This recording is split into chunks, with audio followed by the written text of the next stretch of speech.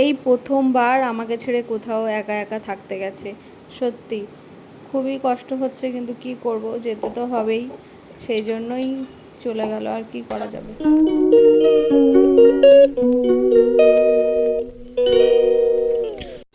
Hello everyone, good morning, welcome back to my channel. কেমন আছো তোমরা? আশা করছি ভালো আছো, সুস্থ আছো। আমি চলে এসেছি একটা নতুন ব্লগ নিয়ে। আই হোপ আজকের ব্লগটা তোমাদের ভালো লাগবে। অনেক দিন ধরে ব্লগ দেওয়া হচ্ছে না, সময়ের অভাবে। জানোই তো, একটা ছোট্ট বাচ্চা আছে, সংসার সামলে পেরে উঠি না। তারপরে চেষ্টা করি দেওয়ার, কিন্তু হয়ে ওঠে না। এখন বাজে সকাল 5:30। আজকে ভোরবেলায় উঠেছি 4:30টার সময়। রাতে ঘুম আসছিল না, ও বেরোবে তার জন্যই। তো সেই জন্য সারা রাত না ঘুমিয়ে তো ভাবলাম যে আগে যাই রান্নাবান্না করে নিই, কারণ ও কখন বেরিয়ে যাবে তখন ওর আমি কিছুই করে দিতে পারবো না।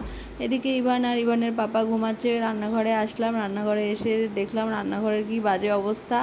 তো তাড়াহুড়ো করে লেগে পড়লাম কাজে। তো সব কাজ গুছিয়ে নিয়ে ভাত ডাল বসিয়ে দিয়েছি।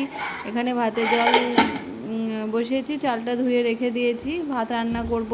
আর এই যে সবজি বের করে রেখেছি ফ্রিজ থেকে, এটা একটা সবজি করব, আলু ভাজার সঙ্গে রুটি। তো আটাটা গরম জলে সিদ্ধ করে রেখে দিয়েছি, আর আলু ভাজা আর রুটি নিয়ে যাবে, আর পটল আলু তরকারি করব, আর ডাল সিদ্ধ করেছি। এই যে আটা মানে সিদ্ধ করে রেখে দিয়েছি, যাতে রাতে মানে গন্ধ না হয়ে যায়, এর জন্যই। কারণ ও রুটিটা রাতে খাবে, এর কারণেই।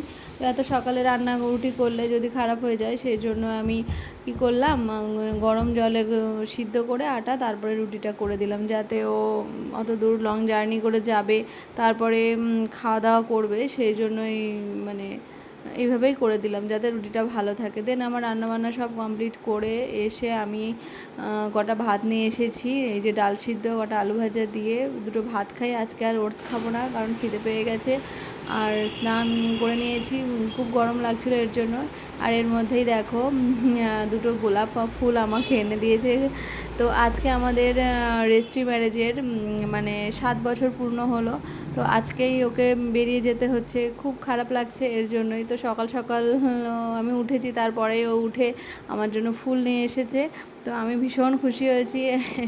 তো যাই হোক, গোলাপ ফুল আমার ভীষণ পছন্দের। গোলাপ না, সমস্ত ফুলে আমার ভীষণ পছন্দের। তারপরে ইভান উঠে ও আবার ফুলগুলো দেখে ভীষণ খুশি হলো। ও আবার বাগান থেকে কয়েকটা ফুল এনে তারপরে আবার সাজিয়ে দিল। তো বেশ মানে ভালোই লাগছিল ফুলগুলো, দেখো কি সুন্দর।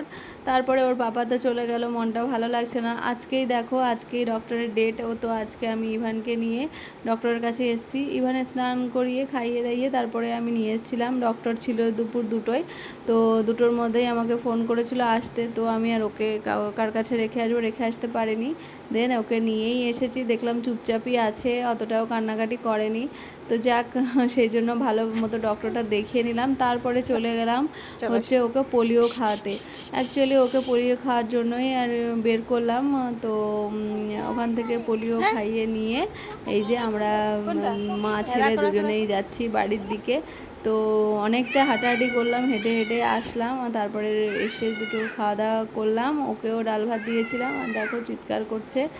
তো চলো তোমরা ব্লগটা দেখতে থাকো। ইভানের পাপার তো আসতে অনেক রাত হয়ে যাবে, মানে রাত হবে, মানে সরি, আজকে রাতে আসবে না, মানে পরের দিন আসবে আর কি। তো ইভান কতটা মিস করে সেটাই আর কি দেখার, কারণ ভাবছি যে কখন কান্না করবে তার নয় ঠিক। তো সন্ধ্যাবেলা ওকে এটা ওটা দিয়েছিলাম, আর আমি একটু চা নিয়ে এসেছি, লিকার চা একটু খাই। তো ইভানের পাপাকে ছাড়া খেতে ভালো লাগছে না। তো তারপরেও ভাবলাম যে না, একটু খাই, চিনি ছাড়া চা করে নিয়ে এসেছি একটু। তো খাচ্ছি। আর ইভান তো দেখছো তো দুষ্টুমি করছে। তো রাতে ভাবলাম যে বাবা তুই কিছু খাবি, বললো হ্যাঁ খাবো। তারপরে অনিয়ন রাইস করে দিলাম। তো ওইটা অল্প একটু খেলো, বেশি একটা খায়নি, কারণ সন্ধ্যাবেলা বলতে বিকালবেলা এসে ডাল ভাত খেয়েছে। আর তারপরে তো চকলেট বিস্কিট চিপস এগুলো তো আছেই, চলছে। তো তারপরে আমরা এই যে বিছনায় আসলাম ঘুমাতে। তো চলো আজকের ব্লগটা এখানে এন্ড করছি। তোমরা ভালো থেকো, সুস্থ থেকো, টাটা, গুড নাইট।